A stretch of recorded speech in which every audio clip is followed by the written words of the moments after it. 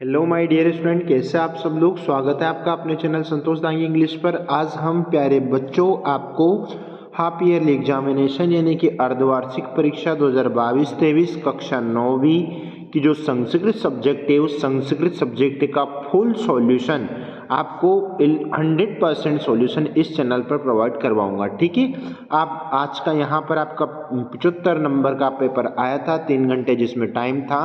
ठीक है, हम आपको उस कक्षा 9वीं संस्कृत अर्धवार्षिक परीक्षा पेपर का सॉल्यूशन बता रहे हैं। ठीक है, तो आपके ने कौन कौन से प्रश्न का क्या उत्तर लिखा है ये सही आंसर चेक कर लीजिए। A to Z क्वेश्चन का सॉल्यूशन आज के इस 75 नंबर में से आपने कितने नंबरों का स्कोर किया है ये मिला लीजिए। ओके, ठीक है बच्चों, मिला लीजिए। पहला प्रश्न आपके सामने, जगत धन ईशः भवति।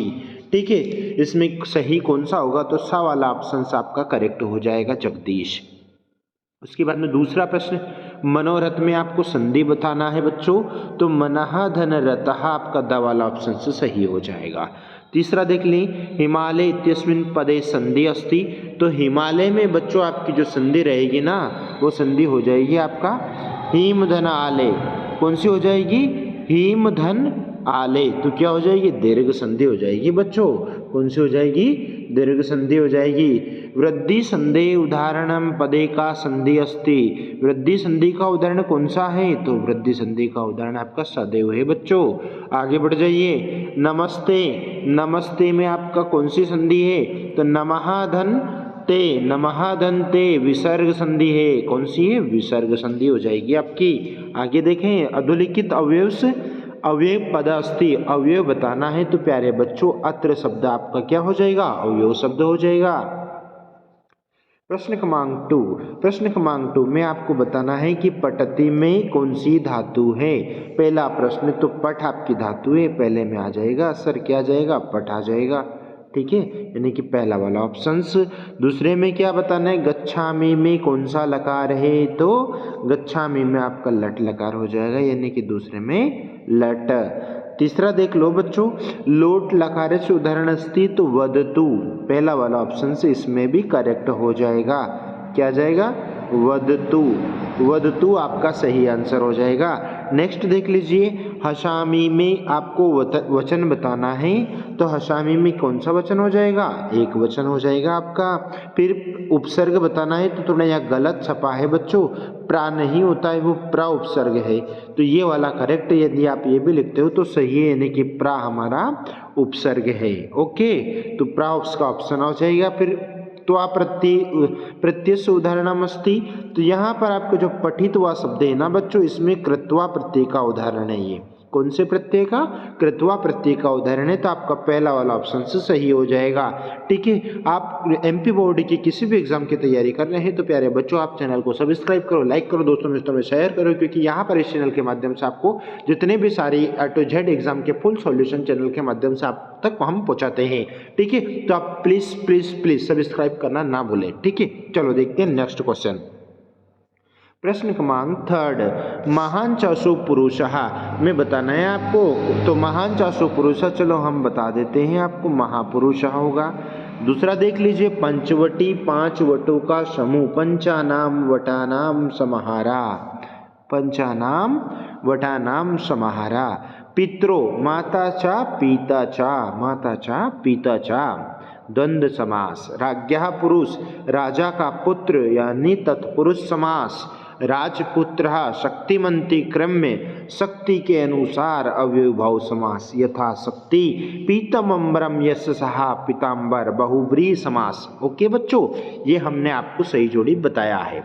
ओके, ठीक है, आप अच्छे से इसका स्क्रीनशॉट ले लो, मिला लीजिए कौन से, यानी कि महान चासु पुरुष का महापुरुष होगा, पंचवटी का पंचानाम वटानाम समाहारोह होगा, पितरों का माता चा पिता चा, राज्ञः पुरुष का राजपुरुष होगा, शक्तिमंती क्रम्य का क्या होगा, यथाशक्ति होगा, और पीताम्बर का पीतमंबरम यशसः। चलो देख ले आगे। फिर एक पदेन उत्तरम लिखता, ज्ञातुम में आपको बताना है कि इसमें कौन सा प्रत्यय है, तो ज्ञातुम में प्यारे बच्चों आपका तुमन प्रत्यय होगा। क्या होगा, तुमन प्रत्यय है। आगे देख लो, शेवमानः, शिवमानः। तो ध्यान रखना बच्चों, मैंने क्लास में बहुत अच्छे से समझा, यहाँ पर विसर्ग लगा है, और यदि विसर्ग यदि आता है प्यारे बच्चों तो वहाँ पर आपको सानच प्रत्यय लगाना है। यहाँ पर यदि आपका हलंत यदि होता और वो परस्मैपदी शब्द यदि होता तो बच्चों फिर यहाँ पर आपका कृतवतु प्रत्यय आता, लेकिन यहाँ पर आपका सानच प्रत्यय होगा। आगे देख लो, बालकस्य में कौन सी विभक्ति है? तो बालकस्य में आपकी जो विभक्ति है ना वो कौन सी है? षष्ठी विभक्ति है। कौन सी है? षष्ठी विभक्ति है। फिर रामायण में कौन सी विभक्ति है सर? तो रामायण में आपकी तृतीय विभक्ति हो जाएगी। कौन सी हो जाएगी? तृतीय विभक्ति हो जाएगी। बालिका में कौन सी विभक्ति है? तो बालिका में बच्चों आपकी प्रथमा विभक्ति हो जाएगी।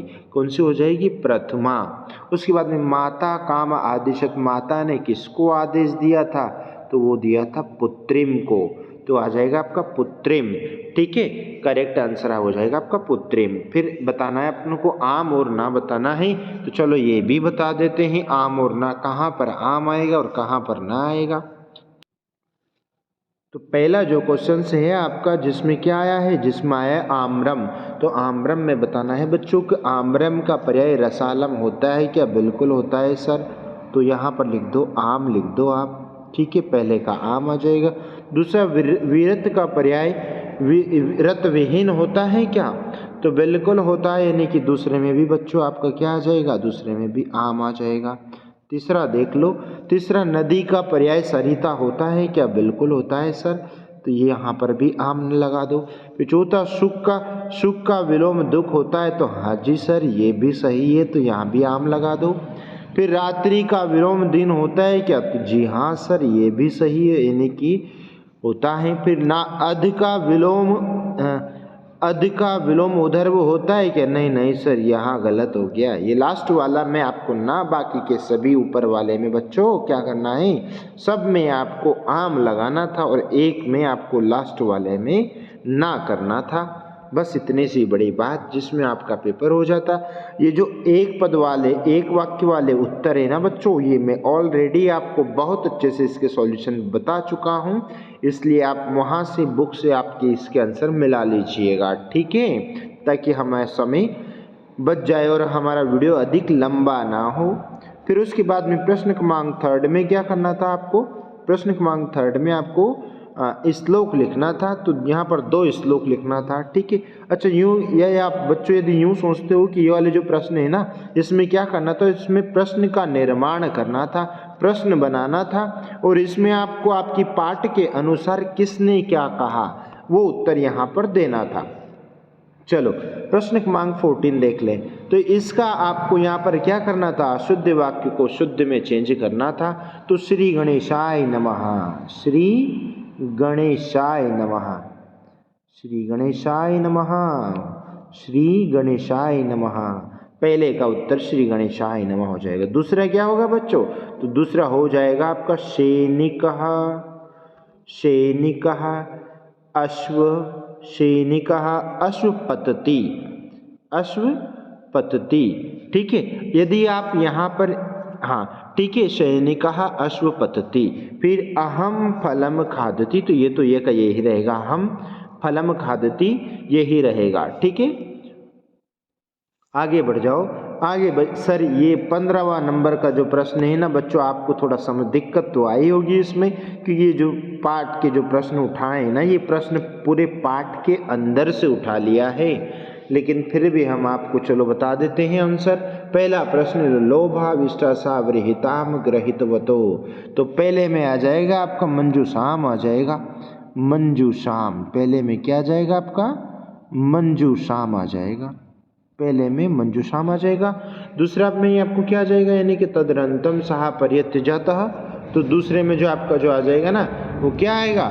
लोभम आ जाएगा। ये नहीं कि ये नंबर 2 हो गया लोभम। नंबर 3 शीघ्रमेव असंपादयः, तो इसमें आ जाएगा, यानी कि जो तीसरा है ना, तीसरे में आपका क्या आ जाएगा? पूजनम आ जाएगा। नंबर 3 में आ जाएगा आपका ये पूजनम, आपका नंबर 3 है। ठीक है, नंबर 1 हम बता चुके हैं, ये आपका मंजूषाम नंबर 1 है, लोभम लोभम आपका नंबर 2 है। अब नंबर 4 कौन सा है, तो पंथान आपका नंबर 4 है और महोत्सव आपका नंबर 5 है। समझ गए बच्चों, ये रहे आपके सारे रिक्त स्थान। आगे देख लो, फिर यहाँ पर क्रम संयोजनम कुरुतः, तो यहाँ पर ये नंबर 1 पर ही लिखना था, यानी कि इसको नंबर 1 दे दो सर, इसको पहले नंबर पर लिखना था। इसके बाद में इसको नंबर 3 पर लिखना था, इसको नंबर 2 पर लिखना था, और ये तो बचा नंबर 4। ठीक है, इस प्रकार से आपको यहाँ पर इसको जमाना था। आगे देख लीजिए प्रश्न क्रमांक 17। प्रश्न क्रमांक 17 में आपको क्या करना था कि ये प्रश्न पढ़कर आपको आंसर निकालना था, जो कि हम बता देते हैं आपको। तो यहाँ इसमें भ्रांतः पहले का उत्तर ये वाला लग जाएगा, भ्रांता। यदि आप इसको इतना पूरा उत्तर भी दे देते ना तो भी आपका करेक्ट उत्तर रहेगा। उसके बाद में दूसरा प्रश्न, ते कुत्र गमनाः त्वरणमाणः भुवनः, तो इसी में देखो आगे दे रखा है, ये दे रखा है यहाँ पर, जो कि मैंने आंसर ऑलरेडी यहाँ पर यद से आप लिख सकते थे, यहाँ से तो यहाँ तक आपका पूरा दूसरे प्रश्न का उत्तर हो जाएगा। ये रहा आपका प्रश्न क्रमांक 2 का उत्तर।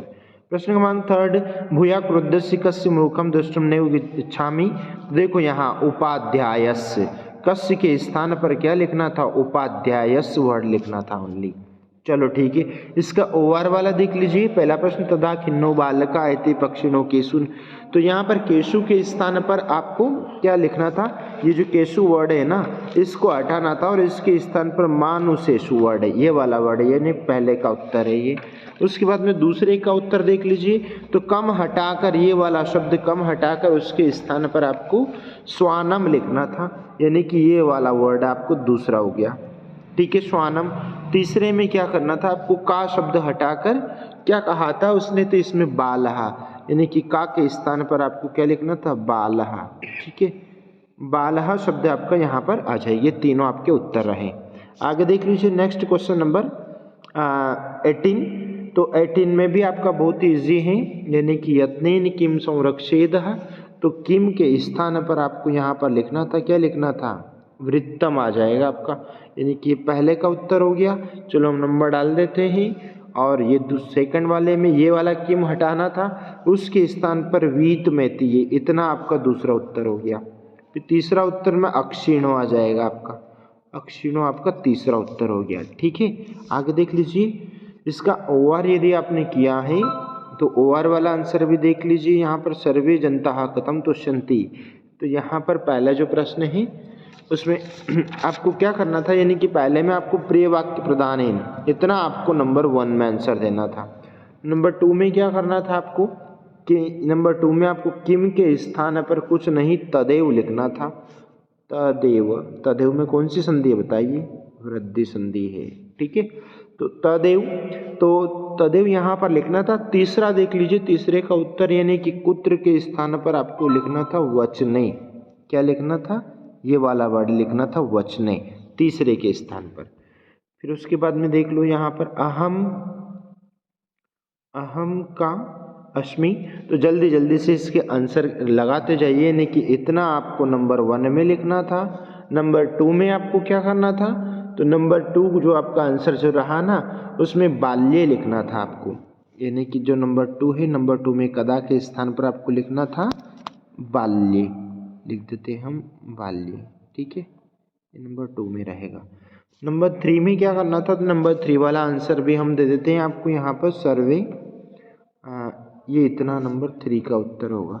ठीक है, उसके बाद में नंबर 4, तो नंबर 4 में क्या करना था आपको, नंबर 4 में आपको यहाँ पर ये जो वाला श्लोक है ना, ये वाला श्लोक नंबर 4 का आंसर है ये। ओके, आगे देख लीजिए नंबर 20, लास्ट पैसेज है ये। तो नंबर 20 में क्या करना था आपको, इसके आंसर भी जल्दी फटाफट लगा लो आप, यानी कि जो पहला प्रश्न है ना, पहला प्रश्न में क्या पूछ रहा है, विभक्ति पूछ रहा है, तो अन्य में बच्चों आपका तृतीय विभक्ति आ जाएगा, क्या आ जाएगा, तृतीय विभक्ति हो जाएगा। उसके बाद में दूसरे, यानी कि जो दूसरा प्रश्न है, दूसरा प्रश्न का उत्तर यहाँ से आपको देना था, ये दूसरे प्रश्न का उत्तर है। ठीक है, नीचे वाली लाइन में जो दे रखा है ना, यानी कि दूसरे प्रश्न का उत्तर ये है, ये रहा आपका दूसरे प्रश्न का उत्तर। तीसरा प्रश्न कौन सा है, तो तीसरे प्रश्न का उत्तर में आपको बताना है निर्दोषः का, यहाँ दे रखा देखो, निर्दोष ऐसा जोड़कर लिखते हैं, ये आपका तीसरे प्रश्न का उत्तर हो गया। चौथा प्रश्न में क्या बताना, शीर्षक बताना था, तो आतंकवाद इसका शीर्षक हो जाएगा, आतंकवाद यानी कि आतंकवाद इसका शीर्षक हो जाएगा नंबर 4। ठीक है, उसके बाद में नंबर 21 में अवकाश लिखना था और 22 में आपको किसी भी एक टॉपिक के ऊपर यहाँ पर निबंध लिखना था। आई होप बच्चों आपको सारे सॉल्यूशन आपने लगाए होंगे और आपने नंबर भी ऐड करे होंगे। आपने नंबर कितने नंबर प्राप्त कर रहे हैं ये आप कमेंट बॉक्स में कमेंट करके जरूर बताएं। यदि आपको वीडियो अच्छा लगा तो प्लीज़ वीडियो को लाइक करो, शेयर करो दोस्तों मित्रों। मिलते हैं नए वीडियो के साथ में, तब तक के लिए थैंक यू सो मच।